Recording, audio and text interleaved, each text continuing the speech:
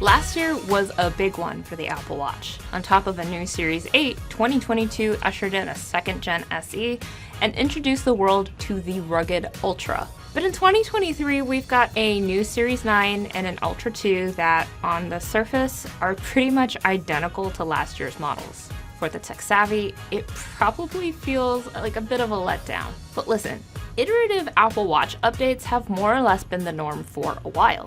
Each year we get a new watch with a nearly identical design, one, maybe two marquee features, and some software updates that also get pushed to older versions of the watch. At this point, the bigger questions are, what's actually new? Is that enough to upgrade?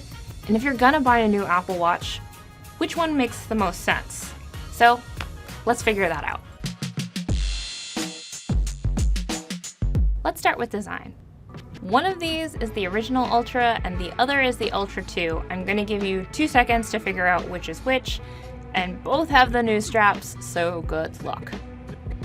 It's this one, but the point is that, come on, they look the same. Meanwhile, this is a pink 41mm Series 9 and a 45mm Series 9 in stainless steel. Aside from the straps and colors, they very much look like the Series 8, the Series 7 before that, and so on and so forth. Just like the design, a lot of the materials in the watches and new straps are recycled, because Apple is truly committing to the whole carbon neutral thing. Regardless of whether you take Apple's carbon neutral claims at face value, this really isn't something you're going to notice in terms of how the watch or straps feel. The sport and trail loops, for example, look and feel pretty much the same. The most interesting watch accessory is the new fine woven material. It's meant to be Apple's leather alternative because the company is just not going to be making leather accessories anymore. Fine woven doesn't feel like leather, but it's got a soft, suede-like texture, but I haven't had it long enough to tell you whether it develops a patina or how it holds up long-term to sweat or oil. So what's really new here is the S9 SIP and watchOS 10. Now, the S9 SIP is a new processor, and unlike the Series 7 and 8, this is meant to be a more significant update to performance and capabilities. Performance-wise, the S9 has a 30% faster GPU and a 4-core neural engine that's supposedly twice as fast as the Series 8 at machine learning tasks. But companies say stuff like this all the time. What does it actually mean? The more powerful S9 SIP is supposed to deliver a better Siri experience. Specifically, better accuracy for dictation and on-device Siri processing means you can theoretically do more with it, even without an internet connection. To test that, I'm going to dictate a few long sentences and tongue twisters on the Series 9 and the original Ultra, which has the S8 chip. Then we'll compare the results just to see if there's a notable difference. What do you want to say? Artificial amateurs aren't at all amazing. Analytically, I saw to animate things. Broken barriers bounded by the bomb beat. Buildings are broken. Basically, I'm bombarding. Betty Botter bought a bit of butter, but the butter Betty bought was bitter. So Betty bought a better butter, but the better butter Betty bought was better than the bitter butter Betty bought before. Scaramouche, will you do the fandango? Thunderbolt and lightning, very, very frightening me. Galileo, Figaro, Magnifico. Fine, make marvelous moves. Masses marvel and move. Many mock what I've mastered. Sending. Had enough. It's had enough, but this is still going. So honestly, I was impressed with both versions of Siri. They were pretty accurate at getting all those tongue twisters down. I don't know, there wasn't that much of a difference between the two. Sometimes the Ultra was more accurate, sometimes the S9 was more accurate. In each case, I think it was pretty impressive, though I will say the S9 did go for longer, so it was slightly better. Slightly. Next, we're going to turn on airplane mode on the Series 9 and the original Ultra and try to issue some basic Siri commands for everyday tasks. Hey Siri, set a timer for 5 minutes. There you go. Hey Siri, set a timer for 5 minutes. 5 minutes. Counting down. This really wasn't a competition. It was more of a demonstration. I knew the Ultra was going to fail. It's just to show you that you can do more things on board with Siri in the event that you don't have your phone. So another thing about the S9 SIP is it's supposed to be more power efficient. That said, Apple hasn't prioritized taking those power savings and turning it into longer battery life. Instead, it's decided to make the screens brighter. The Series 9 now goes up to a max brightness of 2000 nits, while the Ultra 2 goes up to 3000 nits. I've worn every version of the Apple Watch from the Series 2 onward, so believe me when I say that this isn't something that you're gonna notice right away. Another reason why it might be hard to see a difference is Apple makes ample use of the watch's ambient light sensor, meaning even if you have it on maximum brightness, it still takes into account your surroundings and makes adjustments. You'll most notice the difference if you're outside, in direct lighting, and happen to have an older model on hand for comparison.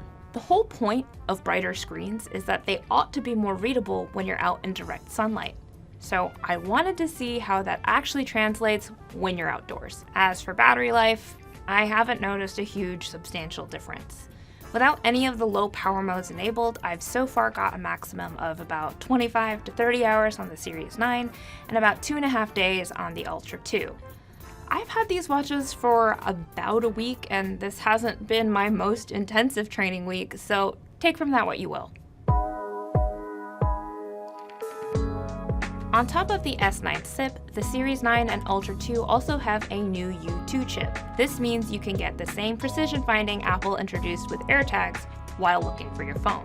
But in the event you're due for a total upgrade this year, we went on a little scavenger hunt in the Verge's office to show you how it works. One, I can only use sound, the other has precision finding. Let's go find my phones. It's a beautiful day to go look for some phones.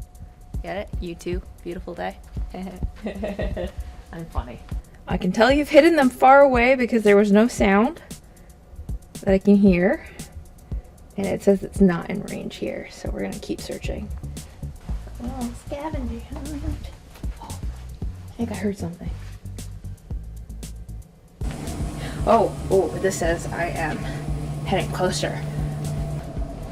Oh, but now we're getting, now it's telling me it's back in that direction. Okay. Oh, we are getting closer. It's somewhere in here. Oh, I hear it. Is it in here?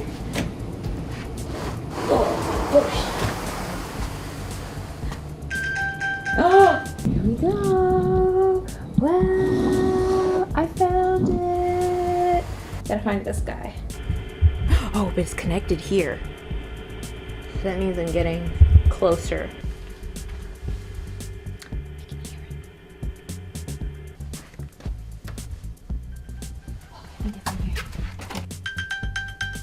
Hi, somewhere here. Okay, there. Yeah. Found both of my phones. This one was a lot easier to find. Obviously, the one with precision finding was a lot faster because the range was quite large. I could see which direction I had to go in. The other one, I could hear it. They both work. One is just more efficient. If you're like me and you keep losing your phone and you have to do this multiple times a day, it saves you a lot of time. Saves your friends from having to call your phone. Saves you from having to go, can you hear the din-din-din-din-din-din? So you're less of a burden, is what I think.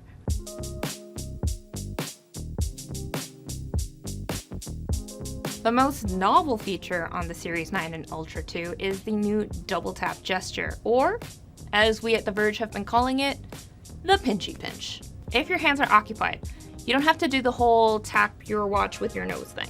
The tech behind this is pretty cool. Basically, the sensors in the watch can detect changes in blood flow when you're making these gestures.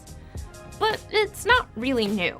With watchOS 8, Apple introduced Assistive Touch, which is an accessibility feature that lets people with limb differences control their Apple Watches. Double Tap is more of a system-wide update, and it's turned on by default. It's a lot more contextual in that it handles the primary action of an app. Let's use a timer as an example. So from my watch face, unlike with Assistive Touch, I can't just select the timer. I have to ask Siri to do that for me.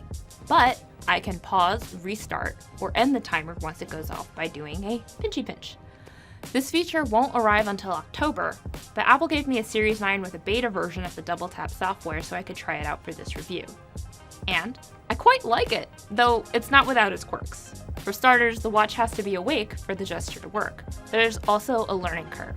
When I first tried the demos at Apple Park, I was a little too aggressive with my pinching. There are also little pauses baked in to prevent accidental triggers, but that meant sometimes my timing was also thrown off.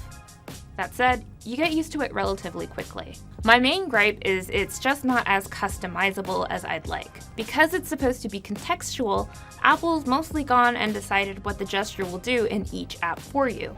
Sometimes that's very intuitive. With replying to text, it defaults to opening up a reply with a voice message. I get why. But for me, I kind of wish it would let me scroll the quick replies, pause on the one I want, and then, triple tap to select the reply I want to send. That said, you can customize what the gesture does for music playback and the widget stack. For example, you can either pause and play or skip a track. And for the widget stack, you can either scroll through them or select one. I just wish there was more of that. Ultimately, there's a lot more that I like about double tap than dislike.